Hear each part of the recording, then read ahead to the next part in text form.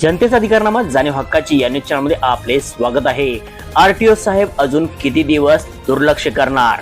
दुर्लक्ष करण्याचे नेमके कारण तरी काय? इचलकरंजी शहरासाठी स्वतंत्र आरटीओ ऑफिस झाले आहे। हे ऑफिस शहराच्या भल्यासाठी आहे की शहरातील लोकांच्या मृत्यूसाठी आहे हे समजून येत नाही। कारण परवाच गणेशनगर येथे छोट्या हत्तीमध्ये चुकीच्या पद्धतीने बीम भरल्यामुळे एकाचा मृत्यू झाला होता। त्यानंतर सुद्धा आज तागायत तशाच पद्धतीने भरले जात आहे। त्यामुळे आरटीओ ऑफिस इचलकरंजी शहरातील नागरिकांचा बळी घेण्यासाठी आहे का असा प्रश्न नागरिकातून केला जात आहे।